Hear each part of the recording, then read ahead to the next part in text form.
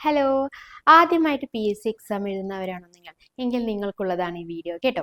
അതായത് എന്തൊക്കെ കാര്യങ്ങളാണ് പി എസ് സി എക്സാം എഴുതാൻ വേണ്ടി പോകുമ്പോൾ ശ്രദ്ധിക്കേണ്ടത് എന്നുള്ള കാര്യങ്ങളാണ് നമ്മൾ ഇന്ന് പറയാനായിട്ട് പോകുന്നത്.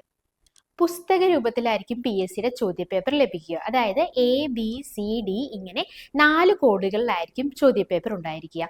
4 കോഡുകളിലെയും ചോദ്യങ്ങൾ ഒന്നാണെങ്കിൽ കൂടി പാറ്റേൺ വ്യത്യാസമുണ്ടായിരിക്കും. അതുപോലെ തന്നെ നമ്മൾ ശ്രദ്ധിക്കേണ്ട ഒരു കാര്യം ഉണ്ടല്ലോ, നമുക്ക് കിട്ടുന്ന ബുക്ക്ലെറ്റ്, അതായത് ആ ചോദ്യ പുസ്തകം, അതിലൊരു കോഡ് ഉണ്ടായിരിക്കും എന്ന് പറഞ്ഞല്ലോ, ABCD. ആ കോഡ് നമ്മൾ ഇരിക്കുന്ന ഇരിപ്പിടത്തിലും രേഖപ്പെടുത്തിയിരിക്കും. ആ 2 കോഡും സെയിം ആണോ എന്ന് നമ്മൾ പ്രത്യേകം ശ്രദ്ധിക്കണം കേട്ടോ. അങ്ങനെ സെയിം അല്ലെങ്കിൽ ഉടനെ തന്നെ ഇൻവിജിലേറ്ററെ അറിയിക്കേണ്ടതുണ്ട്.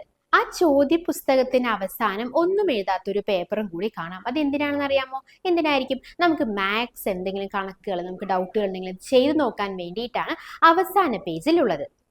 നമ്മൾ പറഞ്ഞു 4 കോഡുകൾ ഉണ്ടായിരിക്കും എന്ന് പറഞ്ഞു അല്ലെ. ചോദ്യ പേപ്പറിൽ 4 കോഡുകൾ ഉണ്ടായിരിക്കുക, ABCD ഇങ്ങനെ. അതുപോലെ തന്നെ 4 ഓപ്ഷൻസ് ആയിരിക്കും ഉണ്ടായിരിക്കുക, ABCD. അതിൽ ഏതെങ്കിലും ഒരെണ്ണമായിരിക്കും ശരി ഉത്തരം അല്ലെ.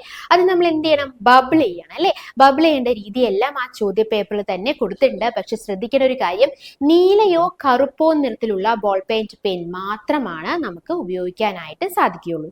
ഓരോ ശരിയുത്തരത്തിനും ഓരോ മാർക്ക് വീതമാണ് അല്ലെ. എന്നാൽ നെഗറ്റീവ് മാർക്ക് ഉണ്ടോ? നെഗറ്റീവ് മാർക്ക് ഉണ്ട്. എത്ര നെഗറ്റീവ് മാർക്ക്? 1/3 ആണ് നെഗറ്റീവ് മാർക്ക്. ഇനി ഉത്തരം എഴുതാത്തതിന് മാർക്ക് പോകുമോ? ഇല്ല, ഉത്തരം എഴുതാത്തതിന് മാർക്ക് പോകില്ല, നെഗറ്റീവ് മാർക്ക് ഇല്ല. ഓക്കെ, അപ്പൊ അറിയുന്ന ഉത്തരങ്ങൾ മാത്രം എഴുതുക. ഇനി ഉത്തരം രേഖപ്പെടുത്തിയില്ലെങ്കിൽ മൈനസ് മാർക്ക് ബാധകമല്ല കേട്ടോ. അതുപോലെ തന്നെ പരീക്ഷാ സമയത്ത് എന്തെങ്കിലും ക്രമക്കേടുകൾ വരുത്തിയാൽ ആ ഉടനെ തന്നെ, ആ ഒരു നിമിഷം തന്നെ അയോഗ്യരാക്കുന്നതാണ്. അപ്പൊ ഇങ്ങനത്തെ കാര്യങ്ങളെല്ലാം നിങ്ങൾ ശ്രദ്ധിക്കണം. അറിയുന്നവരാകാം, അറിയാത്തവർക്ക് വേണ്ടി ഒന്നും കൂടി പറഞ്ഞു എന്നേ ഉള്ളൂ. ഇതുപോലത്തെ വീഡിയോസ് ആണ് നിങ്ങൾക്ക് ആവശ്യമെങ്കിൽ നമ്മുടെ ചാനൽ സബ്സ്ക്രൈബ് ചെയ്യുക, സപ്പോർട്ട് ചെയ്യുക.